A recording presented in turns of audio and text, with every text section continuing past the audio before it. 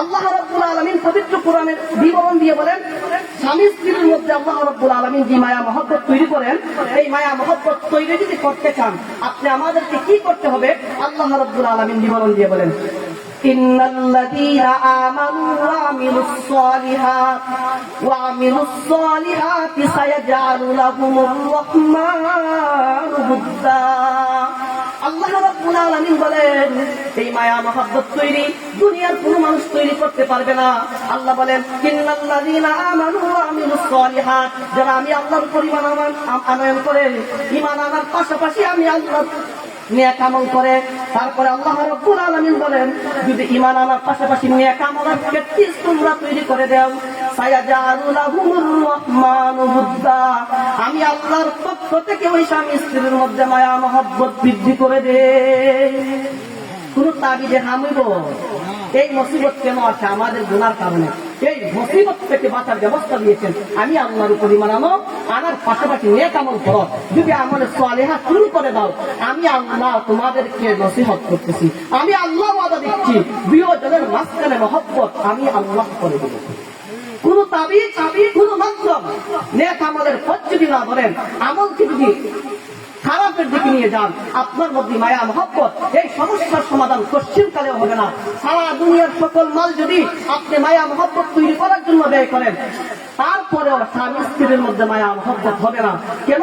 পবিত্র কোরআনে আল্লাহ রাব্বুল আলামিন এই অংশের বিবরণ দিয়ে আল্লাহ রাব্বুল আলামিন বিবরণ দেন, وَأَلَّفَ بَيْنَ قُلُوبِهِمْ لَوْ أَنفَقْتَ مَا فِي الْأَرْضِ جَمِيعًا مَا أَلَّفْتَ بَيْنَ قُلُوبِهِمْ وَلَكِنَّ اللَّهَ أَلَّفَ بَيْنَهُمْ إِنَّهُ عَزِيزٌ حَكِيمٌ।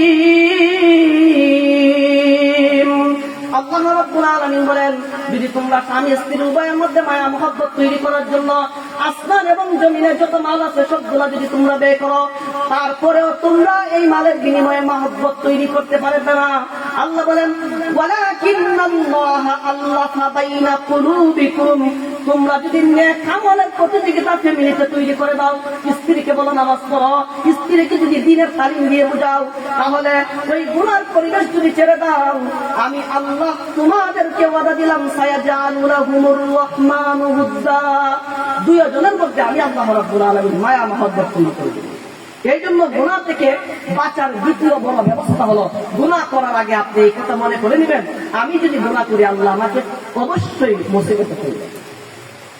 গুনাহ থেকে বাঁচার তৃতীয় নম্বর ব্যবস্থা, আপনি মনে মনে এই কথা নিঃসন্দেহে মনে করে নেবেন, আমি যে গুনাহ করতেছি ঘরের দরজা লাগাই না, দুনিয়ার কোন মানুষ দেখে না, ঘরের দরজাকে চতুর্দিক থেকে বেষ্টিত করে বাতিকে নিভিয়ে দিয়ে একা একা ঘরে বসে গুনাহ করতেছেন আর ভাবতেছেন দুনিয়ার কেউ তো আমাকে দেখে না, সকল থেকে আমি নিজেকে আড়াল করে নিয়েছি। মনে রাখবেন, নিজেকে আড়াল করতে পারেন নাই, দুনিয়ার কেউ দেখে না দেখে, দেখেন কে? আল্লাহ রাব্বুল আলামিন। বান্দা যদি গুনাহ করার আগে এই কথা দৃঢ় বিশ্বাস করে নেয়, দুনিয়ার কেউ দেখে না দেখে, দেখে তো আমার আল্লাহ। আল্লাহ রাব্বুল আলামিন কোন সন্তান তার বাবার সামনে কোন গুনাহ করার সাহস পায় না। কেন? বলে বাবার সামনে গুনাহ করলে তার লজ্জাবোধ হয়, বাবার সামনে গুনাহ করতে সে লজ্জাবোধ করে। মনে রাখবেন, ঠিক তেমনি ভাবে দুনিয়ার কেউ দেখে না দেখে, দেখেন কে? আল্লাহ। এই জন্য আল্লাহ কোরআনে কারিমে বিবরণ দিয়ে বলেন, আলাম ইয়ালাম বিআন্নাল্লাহা ইয়ারা, তোমরা কি মনে করো আমি আল্লাহ? তোমরা কি করো? আমি আল্লাহ দেখি না? আমি আল্লাহ তো দেখি। তোমরা ভাবতেছো কেউ দেখে না, আমি আল্লাহ তো দেখি। এরপর আল্লাহ বিবরণ দিয়ে বলেন, শুধু তাই নয়, তোমরা মনে করো আমি আল্লাহ দেখি না। আল্লাহ বলেন, ইন্না রাব্বাকা লাবিল মিরসাদ, তোমরা কি করো? তোমাদের কাজ কর্ম দেখা থেকে আমি আল্লাহ উদাসীন নই, তোমরা যা করো সেটাকে আমি আল্লাহ গভীরভাবে প্রত্যক্ষ করি।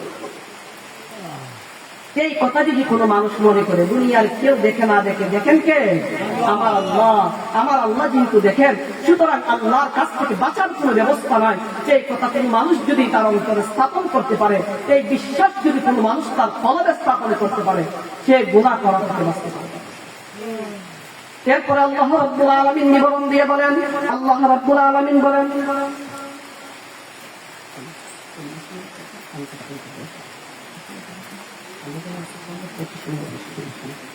এরপরে আল্লাহ রাব্বুল আলামিন বিবরণ দিয়ে বলেন, মানুষ যখন এইভাবে গুনাহ করে, দুনিয়ার মানুষকে সতর্কবাণী দিয়ে বলেন, ঘরে একা একা বসে গুনাহ করতেছেন, যে গুনাহ করার শক্তি আপনাকে কে দিয়েছে? আল্লাহ। আল্লাহ রাব্বুল আলামিন তো চাইলে তোমাকে গুনাহ করার অবস্থায় দুনিয়া থেকে সবকিছু ব্যবস্থা বন্ধ করে দিতে পারেন। আল্লাহ রাব্বুল আলামিন যদি চান, ওই মুহূর্তে বান্দার শ্বাসকে বন্ধ করে দেন, গুনাহ করার সাহস আর হবে, গুনাহ করার শক্তি তো তোমার থাকবে না। আল্লাহ রাব্বুল আলামিন এইভাবে অবকাশ দিয়েছেন, গুনাহ তুমি করো। যখন মানুষ গুনাহ করে, তখন আল্লাহ রাব্বুল আলামিন দুনিয়ার সমস্ত মানুষকে আদরের সাথে ডাক দিয়ে বলেন, ইয়া আইয়ুহাল ইনসানু মা গাররাকা বিরাব্বিকাল কারীম। আল্লাহ রাব্বুল আলামিন বলেন, হে আমার মুমিন বান্দা বান্দিরা, আমি রব্বে কারীমকে ভুলে যেতে কিসে তোমাদেরকে উদ্বুদ্ধ করলো? ইয়া আইয়ুহাল ইনসান মা গাররাকা বিরাব্বিকাল কারীম। আমি রব্বে কারীমকে ভুলে যেতে কিসে তোমাকে উদ্বুদ্ধ করলো? কে তোমাকে পথভ্রষ্ট করলো? আমি আল্লাহ তো দেখতেছি, দুনিয়ার কেউ দেখুক না দেখুক, আমি আল্লাহর দৃষ্টি থেকে তো তুমি নিজেকে আড়াল করতে পারবে না। সুতরাং তুমি কিভাবে এইভাবে গুনার সাথে জড়িত হচ্ছ? তুমি কি এখনো নিজেকে গুনাহ থেকে বাঁচাবে না?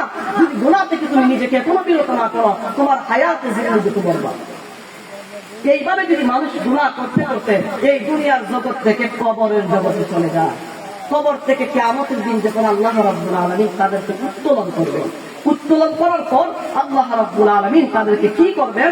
আল্লাহ রাব্বুল আলামিন গুনাহগারদের আমলনামা তাদের বাম হাতে দিবেন। বাম হাতে দিয়ে কি করবেন?